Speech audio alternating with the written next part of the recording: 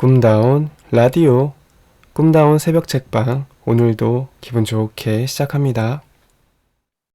타락, 가오와 태만. 이 장에서 우리가 거론하고 있는 타락은 전적으로 거짓과 관련이 있고 더 중요하게는 자기 자신을 속이는 자기 기만과 관련이 있다. 엄격한 논리학자들은 자기 기만이 불가능하다고 여긴다. 그들은 한 사람이 어떤 것과 그 반대의 것을 동시에 믿는 것이 어떻게 가능한지를 이해하지 못한다. 하지만 논리학자는 심리학자가 아니며 그들 자신에게도 때로는 사랑하는 동시에 미워하는 가족이 있다는 사실을 알아채지 못하거나 고려하지 못하는 게 분명하다. 문제는 또 있다. 믿음에 관해 이야기할 때 믿는다는 말이 무엇을 뜻하고 동시에가 무슨 의미인지도 명확하지 않다. 나는 오늘은 이것을 믿고 내일은 저것을 믿을 수 있으며 잠깐씩은 아무것도 믿지 않고 지내기도 한다. 또한 학부생들의 과제를 읽다 보면 한 단락에서 내세운 주장과 완전히 반대되는 주장을 다음 단락에서 하는 경우를 너무나 자주 목격한다. 이론상 자기 기만이 일어날 수 있는 조건이나 상황은 부지기수다. 정신분석학자들은 프로이트의 방식을 따라 자기 기만의 메커니즘을 두루 탐구했다. 프로이트는 많은 정신병이 억압 때문에 발생한다고 믿었다. 억압은 일종의 자기 기만이다. 프로이트가 보기에 트라우마를 주는 사건에 관한 기억은 본인도 모르게 무의식의 깊은 곳으로 밀려나고 그곳에서 시끄러운 유령처럼 소란을 피우고 문제를 일으킨다. 프로이트는 인간의 성격이 하나로 통일되어 있지 않다는 것을 알았다. 인간의 성격은 헐겁고 파편화된 마음들의 불협화음이다. 때로 그 마음들은 서로 충돌하거나 심지어 소통을 거부한다. 이 주장은 적어도 한 가지 측면에서 분명 참이다. 우리는 어떤 것을 즉시 실행에 옮기지 않고 잠시 생각하면서 다른 가능한 행동이나 사건을 시뮬레이션 할 수 있다. 생각과 행동의 이런 해리가 없다면 추상적 사고는 아예 존재할 수 없다. 우리는 어떤 것을 생각하거나 말하면서 다른 일을 할 수 있다. 그런데 행동하기 전에 생각하는 건 괜찮지만 어떤 것을 믿는다고 장담한 다음에 사실은 다른 걸 믿는 듯이 행동하는 건 좋지 않다. 그런 행동은 일종의 거짓이고 성격 분열이며 존재 양식의 모순이다. 심지어 이름도 붙어 있다. 본인이 주장하는 믿음과 다르게 반대되게 말하고 행동하는 것을 몇몇 현대 철학자는 수행 모순이라 부른다. 내 식대로 부르면 무언의 거짓말이다. 모순된 믿음을 가진 사람은 두 믿음을 동시에 수행하려다 애석하게도 그런 시도가 불가능하다는 역설에 부딪힌다. 프로이트는 억압과 유사한 현상들을 모아 긴 목록을 만들고 거기에 방어기제라는 이름을 붙였다. 가령 다음과 같은 것들이다. 부인, 반동현상, 치환, 동일화, 합리화, 주지화, 승화, 투사. 프로이트는 거짓에 관한 뛰어난 철학자였다. 그는 부정직과 정신병의 관계를 거침없이 지적했다. 하지만 내가 보기에 그의 자기 기만 이론에는 두 가지 큰 오류가 있다. 첫 번째 오류는 태만의 죄 역시 위에서 말한 억압의 일종인 과오의 죄와 똑같이 또는 그 이상으로 정신질환의 원인이 된다는 점을 알아채지 못한 것이다. 사람들은 대개 소극적으로 좋은 일을 안 하는 것이 더 나쁘다고 믿는다. 아마 그 이유는 태만의 죄가 어느 정도 불가피하다는 데 있을 것이다. 세상에는 우리가 하지 않은 좋은 일들이 항상 있다. 그럼에도 고의적인 외면은 무서운 것을 적극적으로나 무의식적으로 억압하는 경우보다 더 쉽게 합리화되고 더 심각한 재앙을 부를 때가 있다. 고의적인 외면은 알아낼 능력이 충분하지만 불편해지는 게 싫어서 탐사를 중단하는 것이다. 홍보 전문가들은 스스로 만드는 이 무지를 가장 병적인 지적 합리화라는 뜻에서 그럴듯한 부인이라 부른다. 고의적인 외면은 종종 명백한 범죄가 된다. 예를 들어 당신이 사장인데 격리부장이 장부를 조작하고 있다고 의심이 드는 상황에서 진실을 알고 싶지 않다는 이유로 더 이상 조사하지 않는다면 당신은 그런 행동에 책임을 져야 한다. 침대 밑에 괴물이 숨어 있다는 생각이 강하게 드는데 거기를 살펴보지 않는 것은 바람직한 전략이 아니다. 두 번째 오류는 경험한 것을 이해된 것이라고 가정한 것이다. 프로이트는 이 가정에 따라 비디오 기록처럼 과거를 정확히 담은 기억의 흔적이 마음속 어딘가에 존재한다고 믿었다. 만일 우리의 경험이 단지 감각을 통해 사실적이고 자명한 사건들만 전달받아 그에 대해 생각하고 평가하고 행동하는 것에 불과하다면 프로이트의 가정은 합당할 수 있다. 만일 정말 그렇다면 트라우마를 초래하는 충격적인 경험은 정확히 기억될 것이고 심지어 그 경험이 너무도 끔찍해 무의식적 메커니즘에 의해 관심 밖으로 밀려났을 때도 마찬가지일 것이다. 하지만 현실과 우리가 그 현실을 처리하는 과정은 둘 다 프로이트가 가정한 것처럼 그렇게 객관적이지도 않고 선명하게 표현되지도 않는다. 예를 들어 당신이 아내나 남편에게 몇 달 동안 무시당했다고 생각해 보자. 그때 당신의 아내나 남편이 울타리에 기대서서 매력적인 이웃과 친근하게 이야기하고 있는 것을 본다. 그렇게 희한하고 신기하고 곤란하고 심지어 트라우마를 초래하는 경험은 먼저 지각하고 그런 뒤 이해하고 생각하고 그런 뒤 어떤 감정이나 동기를 느끼고 그런 뒤 행동에 돌입하는 그런 문제가 아니다. 대신에 그 사건은 법칙 1과 2에서 논의한 다음 내용과 비슷하다. 우리는 미지의 세계에서 밑에서부터 처리한다. 우리가 마주치는 것은 정보의 그릇, 말하자면 중요성을 결코 자명하게 드러내 보이지 않는 용기들이다.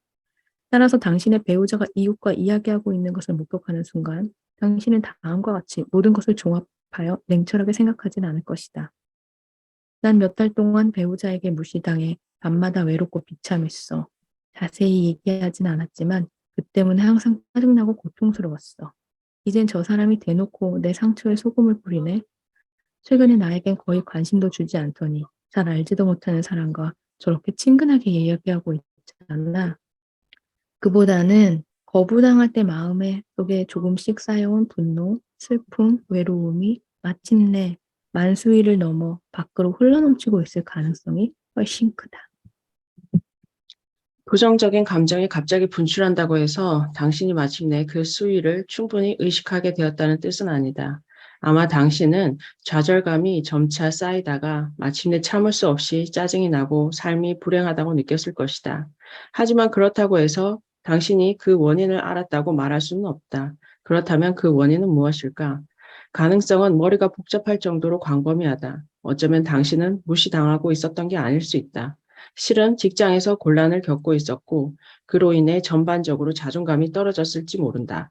그 결과 당신은 집에서 배우자의 아주 작은 거부 신호에도 민감해졌을 수 있다. 심지어 그 거부가 상상이었을 수도 있다. 그렇다면 당신이 밝혀야 할 것은 왜 남편이나 아내가 더 이상 관심을 주지 않는가가 아니라 당신의 상사나 동료 또는 경력과 관련하여 무엇이 당신을 불안하게 하고 있는가다. 그걸 밝혀야 당신을 괴롭고 예민하고 아프게 하는 증상으로부터 불안의 진짜 원인을 분리할 수 있다. 이런 경우에는 원인과 결과의 관계가 아주 애매하다. 어쩌면 당신은 정말로 무시당하고 있을지 모른다. 어쩌면 그 무시는 불륜이 임박했다는 징조조차 이혼이 머지않았다는 신호일지도 모른다. 만일 그렇다면 둘 다에게 심각한 문제다. 당신이 불쾌한 건 지극히 당연하다. 그럼에도 당신은 직장이나 결혼 생활에 문제가 있다고 생각하기를 완강하게 거부할 수 있다. 이는 놀라운 일은 아니지만 도움이 되는 일도 아니다. 더욱이 우리의 삶은 워낙 복잡해서 좀처럼 명확한 답을 내놓지 않는다. 가령 실패한 결혼, 이혼, 양육권 분쟁에서 제시되는 실제로 무슨 일이 일어났을까라는 질문을 생각해 보자. 그 답은 너무 복잡해서 당사자 간 의견 차이를 좁히기 위해 종종 법원과 판단과 다자 간 평가가 필요하다. 심지어 당사자들은 법원의 판단조차 진실이 방영되지 않았다고 믿기도 한다.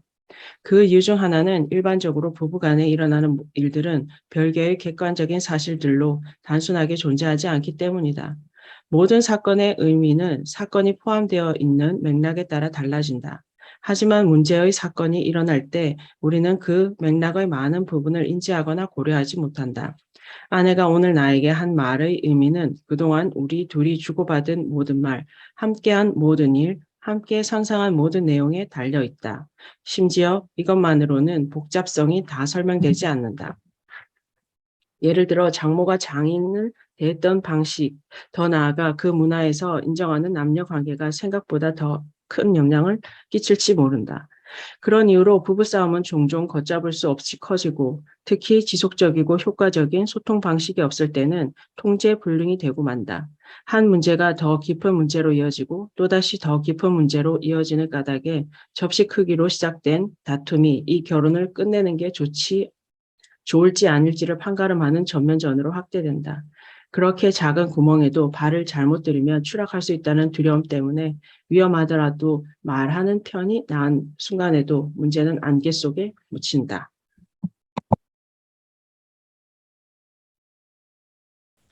안개의 정체, 마음속에 두려움이 있다고 상상해보자. 당신이 두려워할 이유는 충분하다. 자기 자신이 두렵고, 다른 사람이 두렵고, 세계가 두려우니까. 끔찍한 것들을 알기 전에 천진해던 유년 시절이 그립기만 하다. 자기 자신, 다른 사람, 세계에 관해 알게 된 지식을 깨달음이라기보다는 씁쓸함에 가깝다. 당신은 그동안 배신당하고 상처받고 실망했다. 당신이 품은 희망은 항상 깨졌기에 이젠 희망 자체를 믿지 않는다. 더 많이 안다는 건 지긋지긋하다. 신비에 가려져 있는 것은 내버려 두는 편이 낫다. 어떤 사람이 될 수 있는지에 대해서도 너무 많이 생각하지 말자. 어쨌든 모르는 게 약이고 현명한 것이 어리석다고 하지 않던가. 조금 더 자세하게 상상해보자. 당신은 두려운 나머지 자신이 무엇을 원하는지 알려고 하지 않는다. 아는 것이 희망을 품는 일이라면 당신은 그 희망을 내동댕이 진다. 당신은 무지 상태를 유지할 이유가 있다. 원할 만한 것이 없다는 사실이 두려울 수 있다. 원하는 것을 정확히 말하는 순간 무엇이 실패인지를 알게 된다는 사실이 두려울 수 있다. 실패할 가능성이 크다는 사실이 두려울 수 있다. 마지막으로 실패를 정의하고 나서 실패하면 패자는 바로 당신이고 그 실패는 당신의 작품이라는 분명한 사실과 마주하는 것이 두려울 수 있다. 그래서 당신은 자신이 무엇을 원하는지 알려고 하지 않는다. 방법은 간단하다. 그 문제를 끝까지 생각하지 않으면 된다. 행복하고 만족하고 열심일 때도 있고 불행하고 절망하고 허무할 때도 있지만 당신은 그 이유를 깊이 파고들지 않는다. 파고들면 자신이 무엇을 원하는지 알게 되고 다시 한번 희망이 부서지고 실망이 확실해지는 경험을 할 테니 말이다. 또한 당신은 당신이 원하는 걸 남들이 알까봐 두렵다. 첫째, 당신이 원하는 것을 그들이 알아낸다면 그들은 당신에게 말할 것이고 그러면 당신은 애써 그걸 알려고 하지 않았는데도 알게 된다. 둘째, 그들은 당신이 진심으로 원하고 필요로 하는 것을 알면서도 주지 않을 수 있다. 그 때문에 차라리 속내를 드러내지 않았더라면 상처받지 않았을 일에 당신은 큰 상처를 받을 수 있다. 이 모든 걸 감추는 안개는 충분한 주의를 기울여 당신의 감정과 동기 상태를 그때그때 알아차린 뒤 그걸 당신 자신과 주위에 가까운 사람들에게 알리기를 거부하는 마음이다. 기분이 좋지 않다는 건 무엇가를 알리는 신호다. 불안이나 슬픔도 마찬가지다. 그 신호가 가리키는 것은 당신이 좋아할 만한 것이 아니다. 오랫동안 표현하지 않고 쌓아둔 감정을 제대로 표현할 때 나올 가능성이 가장 큰 결과물은 눈물이다. 눈물은 약함과 고통을 인정한다는 증거다. 누가 눈물이 나올 때까지 고통과 슬픔과 죄책감을 깊이 파고들길 원하겠는가? 자기 자신의 감정 상태를 일부러 거부하는 마음 외에도 부정적인 감정이 가리키는 것을 알지 못하게 방해하는 장애물들이 많다. 예를 들어 당신이 남편이나 아내 또는 이 순간 공교롭게도 당신에 얽혀있는 누군가가 고통스러운 진실이 너무 가까운 얘기를 꺼낼 수 있다. 이때 당신이 날카롭고 모욕적인 말로 그의 입을 틀어막고 싶은 충동에 휩싸여 실제로 그럴 확률이 매우 높다. 하지만 욕을 먹고 있는 그 사람은 사실 당신이 너무 염려되어 과거의 안 좋은 기억을 들춰내면서까지 씁쓸한 진실을 파헤친 것일지도 모른다. 또 완전하지는 않지만 자기 자신을 더 확실하게 방어하기 위해 당신은 다음과 같은 방법을 채택할 수 있다. 당신이 스스로 발견하고 싶지 않은 어떤 것에 다가오지 못하도록 다른 사람들을 쫓아내는 것이다. 그러면 지금 당장은 삶이 쉬워질 것이다. 하지만 애석하게도 그런 방어책은 설령 성공한다 해도 아주 실망스럽고 대개는 포기, 외로움, 자기 배반의 느낌이 따라붙는다. 자, 당신은 다른 사람들과 함께 살아야 하고 그들 역시 당신과 함께 살아야 한다. 말로 표현한 적도 없고 확실하지도 않지만 당신에게 당신에게는 바람, 욕구, 필요가 있다. 그리고 그것들을 추구할 마음도 있다. 바람, 욕구, 필요가 없으면 삶 자체가 불가능하기 때문이다. 이 같은 상황에서 당신이 잘 쓰는 전략은 가까운 사람이 당신을 불행하게 하면 그때마다 실망했다는 감정을 표현한다. 어떤 것이 당신을 가로막을 때 그의 붕괴하는 사치와 즐거움을 누린다. 당신의 인내를 시험하는 사람이 있다면 그가 눈사람처럼 얼어붙게끔 반감을 분명하게 드러낸다. 그들이 당신을 어떻게 실망시켰는지를 최대한 어렵게 알게 한다. 마지막으로 당신이 쳐둔 안개 속을 손으로 더듬어 돌아다니게 한다. 그곳에서 그들은 안개 속에 가려진 당신의 기호와 꿈의 날카로운 모서리에 부딪혀 상처를 입는다. 그런데 이런 대응들을 시금석으로 삼는 것은 신뢰할 용기가 부족한 것과 깊이 관련이 있다. 당신은 당신이 정말로 나를 사랑한다면 내가 내 주위에 펼쳐놓은 끔찍한 풍경을 용감하게 해치고 진정한 나를 발견할 텐데 라고 생각할지 모른다. 어쩌면 그런 주장에는 비록 암묵적이지만 중요한 의미가 있을지 모른다. 헌신을 시험해 보는 건 가끔 유용할 수 있다. 모든 것을 공짜로 가르쳐 줄 필요는 없다. 하지만 아무리 작아도 불필요한 비밀은 가시로 남는다. 한편 우리는 평생을 자기 자신과 살아야 한다. 스스로 이런 사람이라고 명백하게 표현하지 않음으로써 부족함을 가리면 단기적으로는 자기 자신을 보호할 수 있다. 하지만 모든 이상은 다음과 같이 묻는 판관이다. 왜 당신은 진정한 잠재력을 드러내지 않는가? 당신은 이상이 없으면 판관도 사라지는 것 아니냐고 되물을지 모른다. 하지만 그럴 때 당신은 목적 없는 삶을 살게 된다. 너무 비싼 대가를 치러야 하는 것이다. 목적이 없으면 긍정적인 감정이 사라진다. 우리가 희망을 품고 전진할 수 있는 힘은 진심으로 원하고 필요로 하는 어떤 것에 다가가는 경험에서 대부분 나온다. 목적이 없다면 우리는 견디기 어려운 불안에 항상 시달리게 된다. 우리 주변에는 수많은 가능성이 널려 있어 선택의 폭이 너무 넓다. 우리는 목적에 집중함으로써 참을 수 없는 혼돈을 억누를 수 있다. 원하는 것을 분명히 하고 열심히 추구한다 해도 실패할 수 있다. 하지만 본인이 무엇을 원하는지를 명확히 하지 않으면 반드시 실패한다. 표적에 눈길을 주지 않으면 명중시킬 수 없다. 표적을 겨누지 않아도 마찬가지다. 그리고 두 경우 모두 조준한 뒤 빗맞았을 때의 이점을 활용하지 못한다. 다시 말해서 상황이 뜻대로 풀리지 않을 때 불가피하게 발생하는 배움에서 이익을 얻지 못하는 것이다.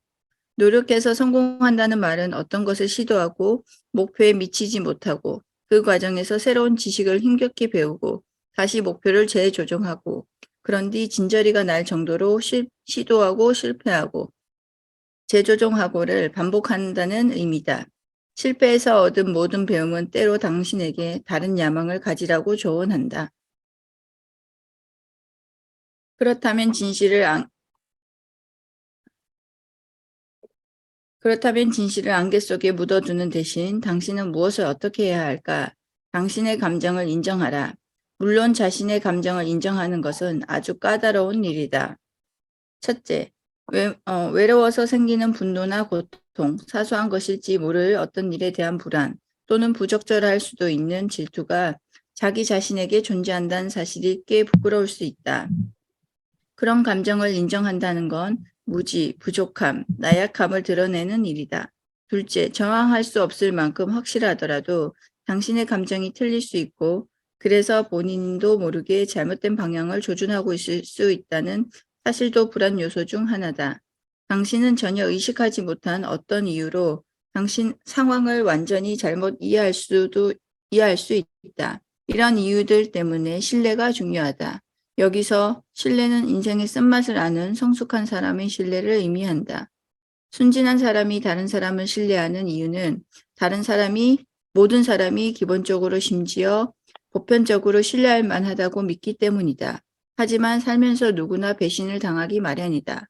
인간은 남을 속일 줄 알 뿐더러 때로는 꺼리낌 없이 속인다는 걸 경험해 본 사람은 안다.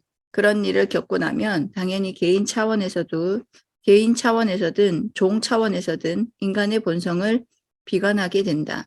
하지만 이런 경험을 통해 인간에 대한 또 다른 신뢰의 길이 열리며 그 신뢰는 순진함이 아닌 용기에 기초한다. 나는 배신당할 위험을 무릅쓰고 당신을 신뢰한다. 그리고 당신에게 손을 내민다. 그런 신뢰를 통해 당신과 나의 가장 좋은 면이 밖으로 나올 수 있기 때문이다. 그래서 적지 않은 위험을 무릅쓰고 협력과 타협의 문을 여는 것이다. 그리고 설사 당신이 나를 배신한다 해도 용서하지 못할 정도가 아니라면 나는 계속 당신에게 손을 내밀 것이다. 그리고 당신을 신뢰하기 때문에 내가 지금 여기에 어떻게 느끼고 있는지를 당신에게 말할 것이다. 그렇게 적나라하게 노출하려면 어느 정도 겸손이 필요하다. 당신은 얼마 전부터 나를 무시했어 라고 말하지는 말자. 대신 이렇게 말해보자. 나는 혼자인 것 같아 외롭고 마음이 아팠어. 지난 몇 달 동안 당신이 내가 바라는 만큼 나에게 관심을 보이지 않았고 부부로서 우리 관계에 최선을 다하지 않았다는 느낌이 들었어. 하지만 내가 기분이 상해서 그렇게 상상한 건지 아니면 상황을 제대로 못 본 건지 잘 모르겠어. 이렇게 말하면 상대에게 비난하지 않고 요점을 이해시킬 수 있어 진실을 향한 진지한 대화에 물꼬를 틀 수 있다. 당신이 느꼈던 감정의 원인을 잘못 안 것이라면 당신은 진실을 알 필요가 있다. 그래야 당신 자신과 타인들에게 고통을 안기고 당신의 미래에 지장을 주는 실수를 피할 수 있다. 가장 좋은 것은 진실을 밝히는 것, 즉 안개를 걷어내는 것이고 거기 숨어 있을 것 같은 날카로운 모서리가 진짜인지 환상인지를 알아내는 것이다. 그중 일부가 진짜일 위험은 항상 존재한다. 진실을 안개에 묻어두기보다는 눈으로 확인하는 게 더 나은 이유는 적어도 위험을 미리 알아차리고 피할 수 있기 때문이다. 사건과 기억. 사건들이 우리 앞에 펼쳐지는 동안에는 왜 그런 일이 일어나는지 알 수 없다. 그렇다고 우리가 과거의 사건과 상황들을 객관적으로 하나하나 정확하게 기억하는 것도 아니다. 그러기란 절대 불가능하다. 우리의 경험에 대한 정보는 법칙 2에서 확인했듯이 광석에 함유된 금처럼 숨어 있다.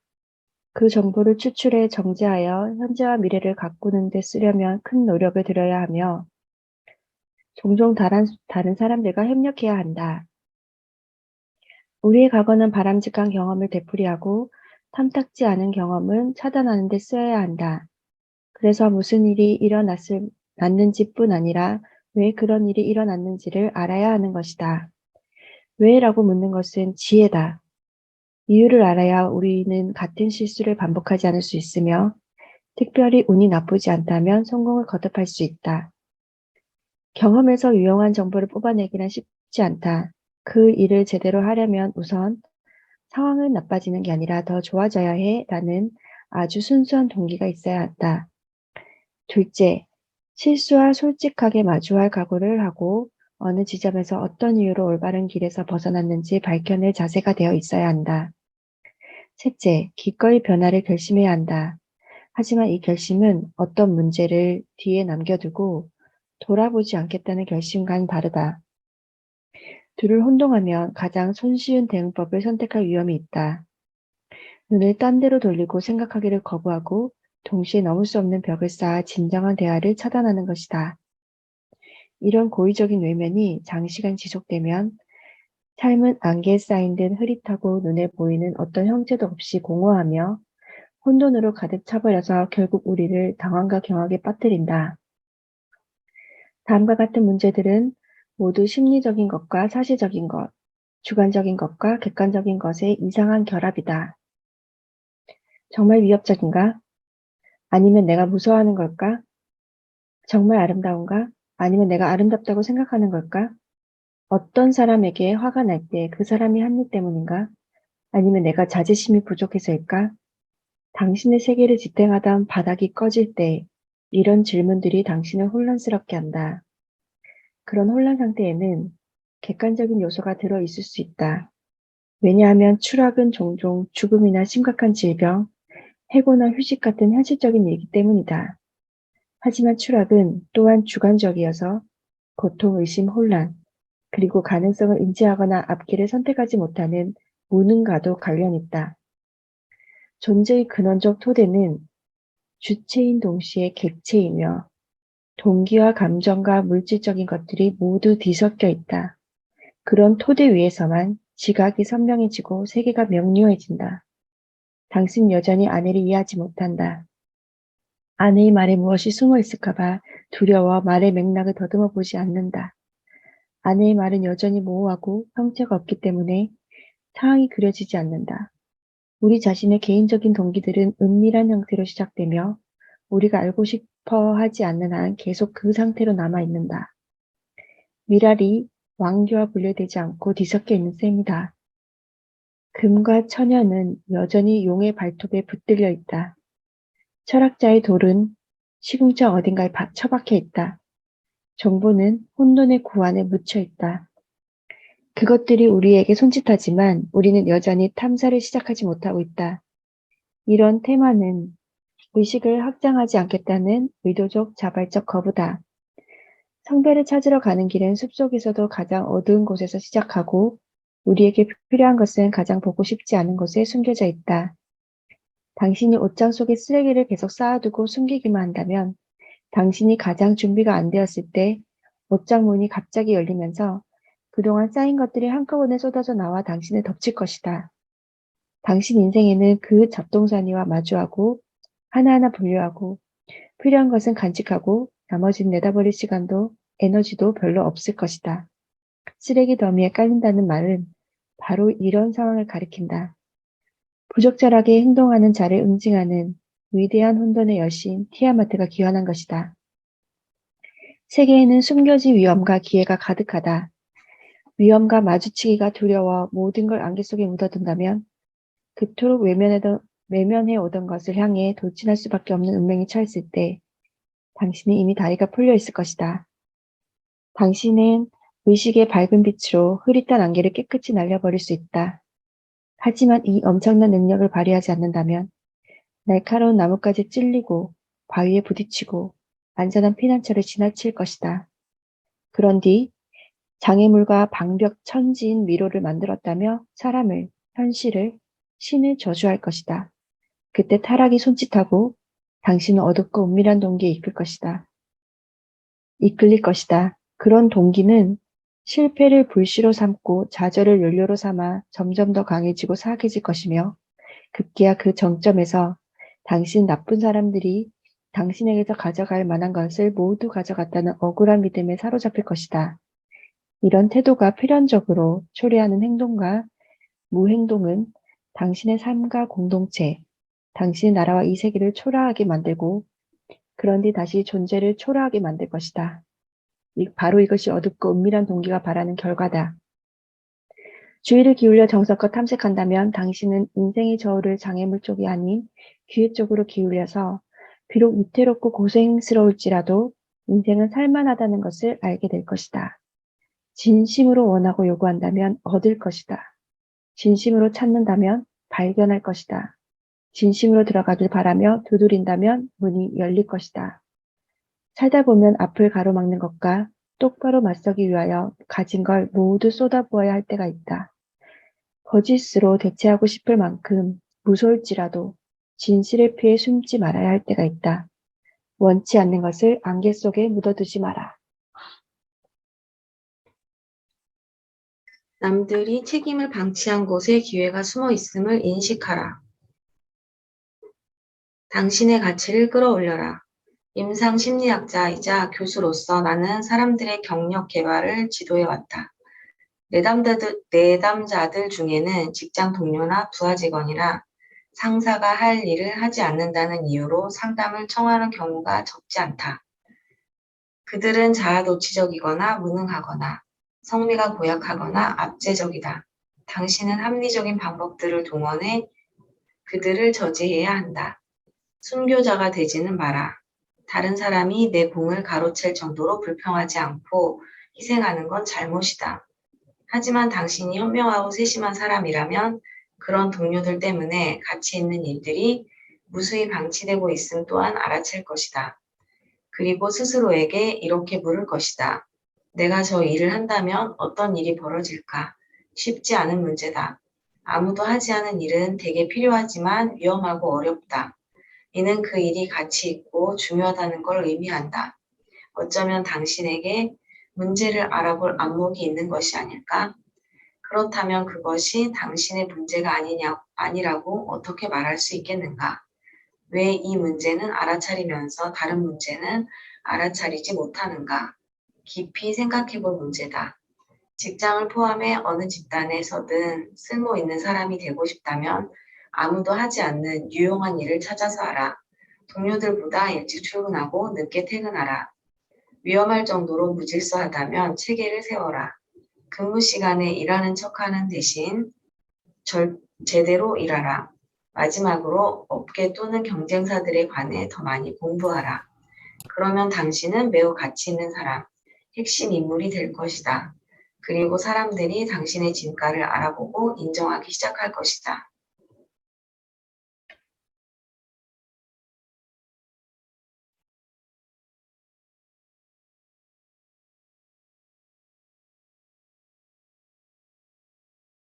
은희쌤이랑 경란쌤 안 되는 것 같아요. 상준쌤 아니, 가능하세요? 은희쌤 안 해요? 은희쌤 안 하시는가 봐요. 은희쌤 들어오셨네. 목소리 안 들려요, 은희쌤. 순서를 몰라가지고요. 아, 네. 읽으시면 돼요. 네. 당신은 이렇게 말할지 모른다. 글쎄요, 그렇게 중요한 일을 저는 못할 것 같은데요. 그 일을 할 수 있는 사람이 되려고 노력해보면 어떨까? 우선 작은 문제부터 시작해보라. 신경 쓰이는 어떤 일이 있는데 당신이 바로잡을 수 있을 것 같다면 그 일을 해결해보라. 이는 어렵지 않게 물리칠 수 있을 크기의 용과 대결하는 것이다. 작은 용이라 아직 황금을 비축할 시간이 없었을 테지만 그래도 썩 괜찮은 보물이 있을지 모르고 실패할 확률은 낮다. 주어진 것 이상의 책임을 맡는다면 정말 가치 있는 사람이 될 수 있다. 그럴 때 당신은 연봉 인상, 자율성 확대, 근로시간 단축 등을 얻어내기 위해 상사에게 가서 이렇게 말할 수 있다. 여기 반드시 해야 하는 일이 10가지 있습니다. 모두 다 중요한 일인데 지금 제가 하고 있습니다. 저를 조금만 도와주신다면 더 잘할 수 있을 것 같습니다. 당신은 물론이고 모두에게 좋은 일인데 어떻게 하시겠습니까? 상사가 합리적인 사람이라면 당신은 협상에 성공할 것이다. 일은 그렇게 하는 것이다. 그리고 절대 잊지 마라. 세상에는 믿음직스럽고 쓸모있는 사람을 발견했을 때 아주 기뻐하며 손을 내미는 정말 좋은 사람이 드물지 않다. 이렇게 진정한 이타주의가 선사하는 인생의 기쁨을 누릴 줄 아는 사람이 되어야 한다. 그렇지 않으면 염세적인 지혜로 가장 값싼 냉소주의에 빠지고 만다. 삶을 가장 든든하게 지탱해주는 의미는 책임을 받아들이는 데서 나온다. 특별히 불운하지 않다면 사람은 자기가 성취한 것을 되돌아보면서 이렇게 생각한다. 그래, 난 그 일을 해냈어. 정말 유익한 일이었지. 쉽지 않았지만 해낼 가치가 있었어. 일의 가치와 그 난이도에 상관관계가 있다는 사실이 생소하고 기이해 보인다면 다음 대화를 생각해 보자. 당신은 어려운 일을 원하나요? 아니요, 쉬운 일을 합니다. 쉬운 일을 원합니다. 당신의 경험에 비춰볼 때 쉬운 일을 하는 게 가치가 있을까요? 글쎄요, 대개는 그렇지 않겠지요. 그렇다면 실제로 당신이 원하는 건 어려운 일일 수 있습니다. 나는 다음 문장에 존재의 이유가 담겨 있다고 생각한다. 어렵다는 건 필요하다는 뜻이다. 우리가 자발적으로 기꺼이 스스로를 제약하는 것도 이런 이유에서다. 예를 들어 우리는 게임을 할 때마다 임의 제약을 받아들여서 본신의 폭을 좁히고 제한하며 그때 드러나는 가능성을 탐구한다. 이것이 게임의 요지다. 그런 규칙이 없으면 게임은 성립하지 않는다. 예를 들어 체스를 둘 때 당신은 다음과 같은 규칙을 받아들인다. 이 나이트는 L자로만 움직일 수 있어. 터무니없긴 한데 정말 재미있군. 체스의 말들이 아무데로나 이동할 수 있다면 희한하게도 재미가 사라진다. 어디로나 이동할 수 있다면 그 체스는 더 이상 게임이 아니다. 제약을 받아들여라. 그러면 게임이 시작된다. 제약을 존재의 필수 요소이자 인생에서 가치 있는 부분으로 받아들여야 그것을 초월할 수 있다. 제약을 받아들일 때 우리는 게임을 제대로 할 수 있다. 여기에는 심리적인 중요성만 있는 게 아니며 게임만 그런 것도 아니다. 사람은 의미를 필요로 하지만 문제는 해결을 필요로 한다. 중요한 것, 나를 희생할 가치가 있는 것, 맞서고 떠맡을 가치가 있는 것을 발견하는 일은 심리학의 관점에서 보면 대단히 유익하다. 하지만 인생의 고통과 악의는 현실이다. 그로 인한 끔찍한 결과도 현실이다. 문제들을 직시하고 떠맡아서 해결하는 일도 현실이다. 우리는 책임을 떠맡음으로써 심리적으로는 의미 있는 길을 발견하고 자신의 운명을 개선하는 동시에 참을 수 없이 잘못된 현실을 더 낫게 만들 수 있다. 두 마리 토끼를 잡을 수 있는 것이다. 책임과 의미, 삶이 고통이라는 생각은 종교에서는 보편적인 진리다. 이 개념은 불교의 사성제 중 첫 번째이자 힌두교 사상의 핵심 중 하나다. 고통을 가리키는 고대 인도어인 두카 또는 두카는 나쁜 구멍에서 유래했는데 특히 마차의 축이 통과할 정도로 큰 구멍을 말한다. 그런 구멍을 제대로 지나가려면 마차를 구멍의 한복판, 즉 타깃의 정중앙을 노리고 몰아야 한다. 그렇지 않으면 마차가 심하게 덜컹거릴 것이다. 마차가 치우칠수록 충격의 강도가 커지기 때문이다. 이 조어는 내게 하마르티아라는 그리스어를 떠올리게 하는데 그리스도교의 관점에서 흔히 죄악으로 번역된다. 하마르티아는 원래 궁술에서 쓰던 용어로 관역을 벗어난다는 뜻이다. 우리는 살면서 무수히 관역을 벗어난다. 나는 병원에서 그리고 내 주변에서 사람들이 필요로 하는 것 또는 원하는 것을 명확히 표현하지 못해 결국 손에 넣지 못하는 경우를 자주 목격했다. 어쨌든 겨냥하지 않으면 관역을 마치기는 불가능하다. 사람들은 적극적으로 행동하다 실수를 범했을 때보다 시도조차 하지 않았을 때 더 속상해한다. 어떤 일을 하다가 실수를 했다면 당신은 그날로부터 뭔가를 배울 수 있다. 하지만 실수를 피한다는 변명 아래 소극적으로 움츠리고만 있다면 그것이야말로 정말 큰 실수에 해당한다. 위대한 블루스 음악가 톰 웨이츠가 어리를 레인에서 이렇게 노래하지 않았던가. 위험을 무릅쓰고 어떤 중요한 일을 해야 해. 예를 들어 동화 주인공 피터팬도 엄청난 실수를 범한다. 팬은 그리스의 야생의 신 판과 똑같은 이름인데 모든 걸 포용한다는 뜻이다. 그 이름대로 마법의 소년 피터팬은 모든 걸 할 수 있다. 모든 아이가 그렇듯 피터팬은 잠재성이 풍부하고 그래서 마법을 부릴 줄 안다. 하지만 시간이 그 마법을 조금씩 깎아내면 매혹적인 잠재성을 지닌 소년은 현실의 진정한 성년이 된다.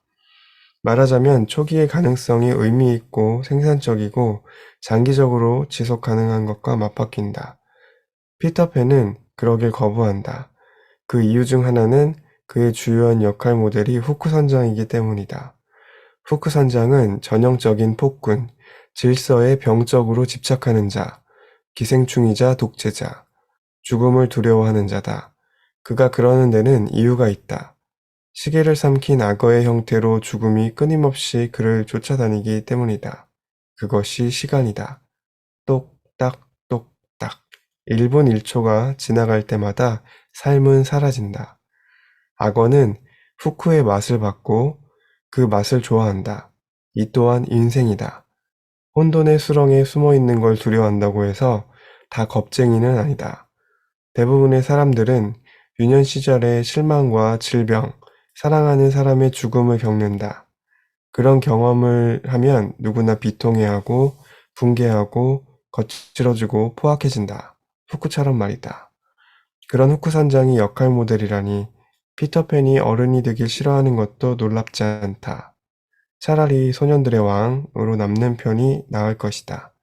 또한 팅커벨과 함께 한상의 나라에서 지내는 게 나을 것이다. 여성 파트너가 해줄 수 있는 모든 걸 이 요정이 해줄 수 있으니 말이다. 하지만 팅커벨은 실제로 존재하지 않는다. 더요? 경란쌤 해주세요. 피터팬이 사랑하는 웬디는 친구인 피터를 좋아하고 존경하지만 어른이 되기로 마음을 정한다. 웬디는 남편을 맞이하고 기꺼이 성숙을 그것이 암시하는 필멸과 죽음을 받아들인다. 웬디는 성년이 되기 위해 유년의 삶을 희생하기로 선택하지만 그 대가로 실제의 삶을 얻는다. 반면에 피터는 아이로 남는다. 마법의 힘을 지녔다고는 해도 그는 어린아이일 뿐이다. 그렇게 해서 한정되고 유한하고 하나뿐인 삶이 그를 지나쳐간다. 제임스 베리의 연극 피터팬 어른이 되고 싶지 않은 소년에서 피터는 해적의 바위에서 죽음에 직면하지만 죽음을 두려워하지 않는다. 관객들은 그의 태도를 용기로 잘못 이해할지 모른다. 어쨌든 피터는 죽는 건 엄청나게 큰 모험일 거야 라고 말하니 말이다. 하지만 무대 뒤편에서 인간의 심리를 꿰뚫어 보는 듯한 해설자는 이렇게 말한다. 사는 건 엄청나게 큰 모험일 거야. 만일 피터가 웬디를 선택했다면 그런 일이 일어났을 것이다.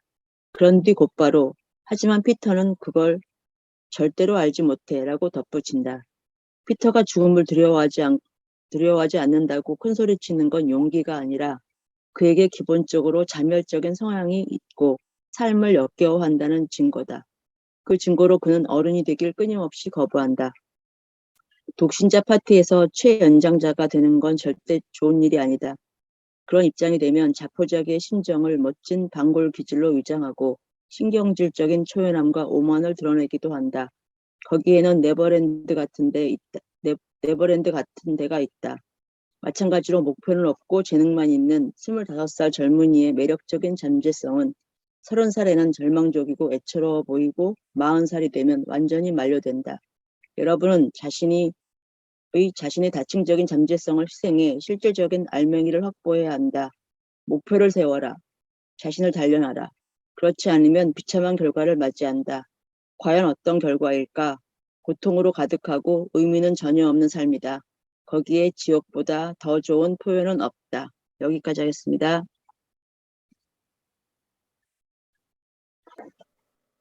마지막 제가 읽을게요. 불교에서 인생은 고통이며 조금은 불명료하지만 힌두교에서는 마찬가지다. 히브리 성경은 승리의 순간뿐 아니라 유대인이 개인과 민족으로서 당한 고통을 연대순으로 보여준다. 야훼의 명에 따라 모험을 시작한 사람이라도 재앙을 피하지는 못한다. 이스라엘 민족의 조상인 아브라함은 아마 이것을 직감했을 것이다. 그도 분명 피터팬과 한 부류였다. 성경에 따르면 아브라함은 75세가 될 때까지 부친의 천막집에서 지냈다. 그때 내면에서 친족과 고향을 떠나라는 목소리를 듣고 아브라함은 새로운 인생을 찾아 여행길에 오른다. 신의 부름에 이끌려 모험을 시작한 그는 무엇과 만나는가? 처음에 그는 기아로 고통을 받았다. 다음에는 이집트의 폭정에 시달렸다. 이집트 왕에게 아름다운 하늘을 뺏길 뻔한 뒤 결국 그 나라에서 쫓겨났다.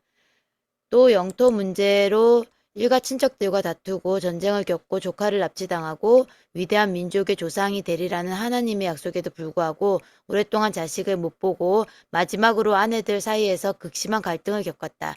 더 깊이 연구하고 이해할수록 아브라함 이야기는 내게 큰 영향을 주었다.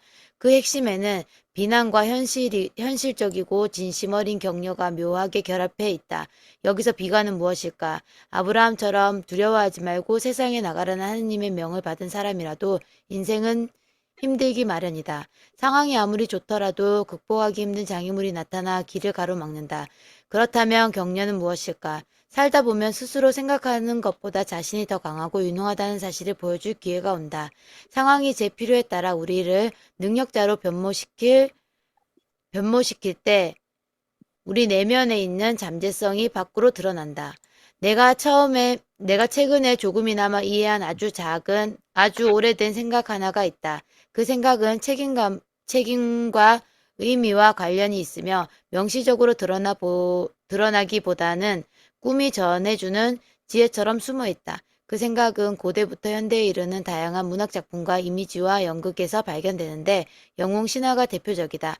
영웅은 마법의 주문을 외우고 남들이 보지 못하거나 보려고 하지 않는 것을 보고 거인을 이기고 부하들을 이끌고 용을 베어 죽이고 귀한 보물을 발견하고 처녀를 구한다.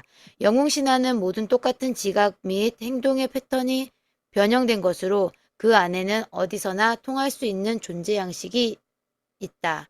영웅은 또한 짐승의 배를 갈라 아버지를 구하는 사람이다.